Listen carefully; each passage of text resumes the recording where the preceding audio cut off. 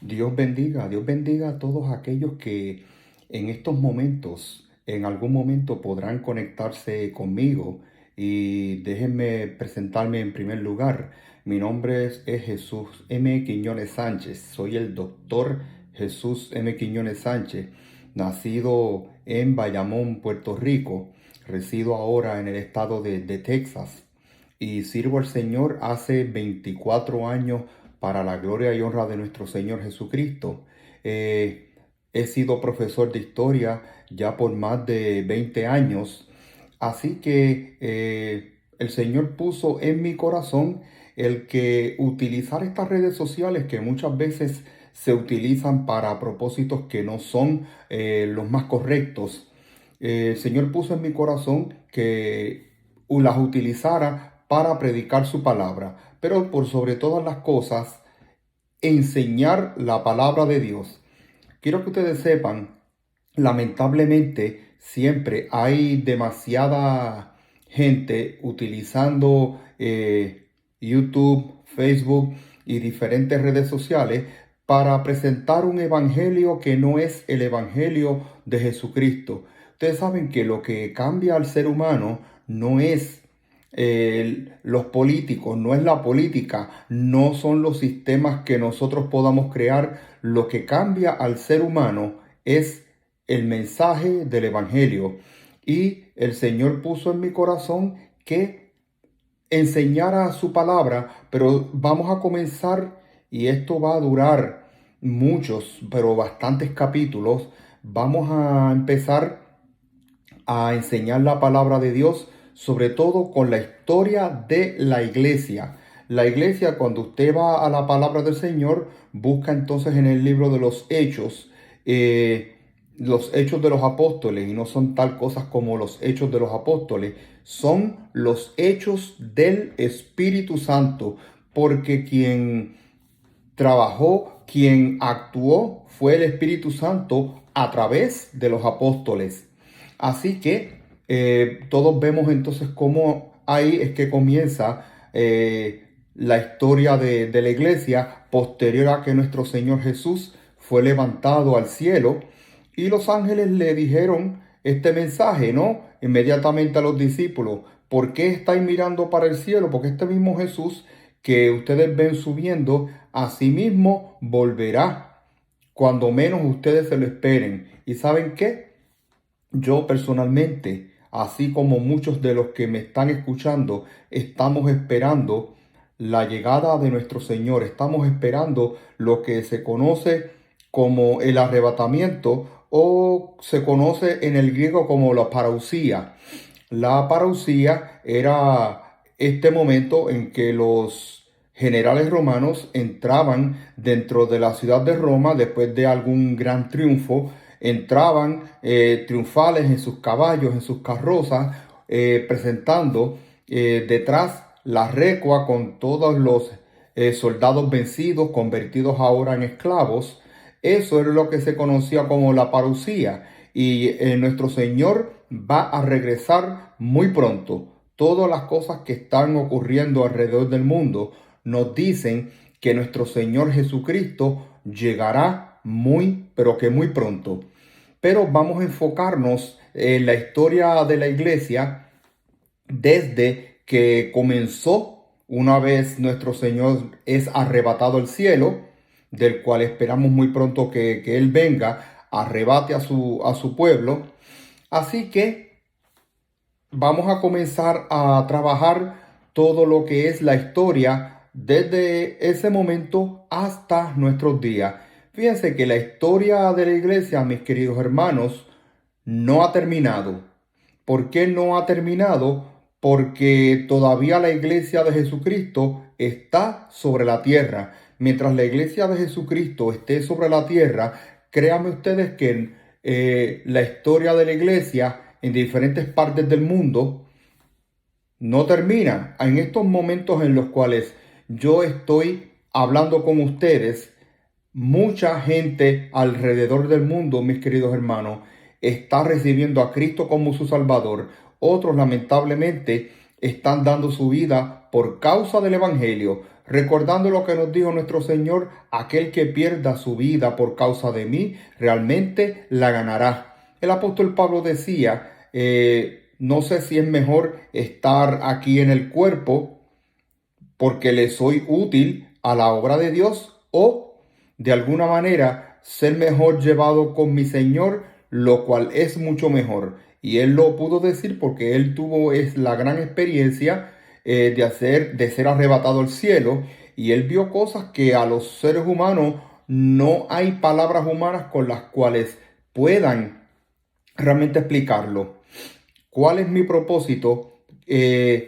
Dar estas clases donde ustedes puedan ir viendo poco a poco cómo fue la historia de la iglesia desde antes incluso que nuestro Señor hiciera su aparición de forma física aquí entre nosotros. Así que va a ser un viaje muy interesante, y el propósito es que ustedes vean la historia paso a paso, ¿verdad? Y entiendan los procesos por los cuales la iglesia pasó alrededor de la historia. Vean los conceptos que para nosotros son quizás un poquito confusos, y que se sientan ustedes como si estuvieran en un seminario. Y pues para que sepan entonces un poco más de mí, como les dije, soy el doctor Jesús Quiñones, nacido en Bayamón, Puerto Rico, educado en la Universidad Interamericana de Puerto Rico. En el 2015, ya van a ser 7 años, me doctoré en historia, con especialidad en historia militar, pero todo lo que es la historia de la iglesia, pues es un tema que el Señor me ha dado la oportunidad de conocer. Y quiero que sepan, y es importante que ustedes lo sepan, que yo tengo un pastor. Mi pastor es el reverendo Ariel Olivencia, de la iglesia Comunidad Cristiana en Haltom City. Aquí eso es Fort Worth, Texas. La iglesia pertenece al Concilio de las Asambleas de Dios, y lo menciono porque quiero que sepan que todas las personas que ejercemos algún ministerio tenemos que someternos a un pastor. O sea, primero nos sometemos al pastor de los pastores, que es nuestro Señor Jesucristo. Luego nos sometemos a un pastor terrenal porque es mandamiento de Dios. Doy mis diezmos en esa iglesia, y es importante que lo mencione, perdón, porque es un mandamiento. Ciertamente hay que cumplir por sobre todas las cosas. El propósito, ese no es mi intención de decir que yo diezmo, sí, es porque el diezmo es parte de la adoración y es un mandamiento de Dios. Más adelante, cuando el Señor me dé la oportunidad, vamos a trabajar entonces un poco con lo que es sí el mandamiento del diezmo, para que entiendan que sí es algo que tiene vigencia en el siglo XXI, pero ese no es el propósito ahora, sino que vean cómo pues entonces fue el desarrollo de la iglesia. Y fíjense que muy interesante, la palabra de Dios nos dice en el libro de Lucas que era un médico gentil, que entonces decidió escribir tanto el libro de Lucas como el libro de los Hechos. Y él lo presenta desde el punto de vista médico.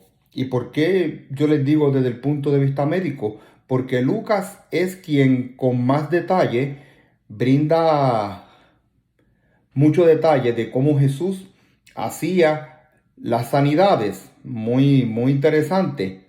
Pero el libro de Lucas nos dice que Jesús nació siendo Augusto, el emperador de Roma.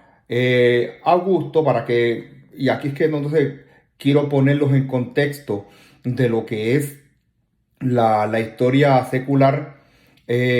Augusto, sobrino nieto de Julio César, quien fue asesinado en el año 44 a.C., comenzó a reinar en el año 31 antes de Jesucristo, hasta el año 14 ya de nuestra era. O sea que estamos hablando que fue el emperador de Roma que más tiempo duró siendo emperador alrededor de 45 años. Y que, según Lucas, siendo Cirenio gobernador de Siria. Es importante, fíjense que voy a mencionar este nombre porque Cirenio es el nombre griego con el cual se le conoce o se le conoció a este gobernador romano. Su nombre en latín era Publio Sulpicio Quirino. Publio Sulpicio Quirino fue gobernador de Siria antes de la época de nuestro Señor. Ahora, ¿quién fue pues entonces este señor? Había sido enviado a Siria por Augusto para hacer un censo. Fíjense que Lucas te menciona que José y María fueron entonces a su tierra para, la Reina Valera utiliza este término, ser empadronado. Ser empadronado significa para que fuera contado, como hoy día no se hace, pero hace 2000 años era muy diferente, para saber exactamente cuántas personas había en X o Y provincia. A cada persona se le pedía, si usted es de Judea, usted tiene que ir a Judea. Usted es de Nazaret, usted tiene que ir a Nazaret. Es como, dependiendo de donde usted viva, si usted, por ejemplo, vive, usted es argentino y usted entonces vive en Mendoza, dice, no, pero usted es de Buenos Aires, pero vive en Mendoza, una región de Argentina. Dice, no, pero usted tiene que ir entonces a Buenos Aires para que lo cuenten. Usted es de México, usted vive entonces en Jalisco, pero usted es del DF. No, usted tiene que ir al DF para que lo cuenten, y así sucesivamente. Así que una vez Augusto llega al poder, se consolida como el emperador, inmediatamente pide hacer un censo, y el censo era porque él quería saber exactamente cuántas personas había en las distintas provincias para imponer los impuestos, contribuciones, taxes, dependiendo cómo usted pues lo puede entender, porque obviamente las arcas del imperio necesitaban dinero. Así que el censo tuvo lugar 37 años después que Augusto derrotara a Antonio en la batalla de Accio. ¿Ok? ¿Por qué yo les estoy mencionando estas fechas? Pues para que usted sepa desde el punto de vista histórico, cuando que los eventos que la Biblia te menciona en el libro de Lucas coinciden muy bien con la historia secular. Ahora, ¿por qué entonces menciono estos detalles que quizás para la historia cristiana no es tan necesario, pero solo menciono brevemente para que usted pueda entender cuándo fue que se dio? Miren, la batalla de Accio, Octavio Augusto estaba en batalla en contra de Marco Antonio, que había sido la mano derecha de su tío abuelo, Julio César. Julio César había sido asesinado en el año 44 antes de Cristo por el Senado romano. Entonces, el imperio se quedó dividido en lo que se conoció como un triunvirato: Octavio, Marco Antonio y Lépido. No voy a entrar mucho en detalle, pero es para que entienda por qué es que se dan las cosas. Luego, Lépido desaparece de la escena y quedan Marco Antonio y Octavio. Marco Antonio se enamora y se casa con Cleopatra, la reina egipcia. Entonces, debido a los amores que tenía con esta reina, ella inmediatamente en su testamento le deja pues entonces toda su herencia a sus hijos, incluso a Cleopatra. Ahora, ¿qué sucede con esto? Que eso es visto como una traición, una alta traición ante los ojos del Senado, y Octavio se encargó de eso. Obviamente, la amistad que antes tenían, ya obviamente por el interés, queda deshecha. Entran en guerra Octavio y Marco Antonio. Octavio sale vencedor Y el detalle que les estoy dando de que 37 años después de eso, estamos hablando de que la batalla de Accio se dio en el año 32 antes de Cristo. O sea que si el censo se hace 37 años después, estamos hablando que ya más o menos en el año 3 a 4 de nuestra era, es que entonces se da el censo. O sea que miren ustedes cómo hay estas coincidencias, ¿no? Ahora, ¿quién era rey de Judea en estos tiempos? Fíjense que Lucas, eso está en el libro de Lucas capítulo 1:5, te menciona que Herodes era rey de Judea. Mateo, para que entiendan las diferencias entre uno y otro, hace una genealogía profunda porque quiere pues entonces hacerle bien claro a la iglesia que el Mesías que se había prometido desde la antigüedad en Jesús se ha cumplido. Ahora, según el Nuevo Testamento, la presencia de Dios entre nosotros no terminó con la ascensión de Cristo, sino que con la iglesia continúa. Y la iglesia, mis queridos hermanos, como ya les dije, llega hasta nuestros días. Y fíjense que la palabra de Dios dice en Gálatas 4:4, sin embargo, cuando se cumplió el tiempo establecido, Dios envió a su Hijo nacido de una mujer y sujeto a la ley.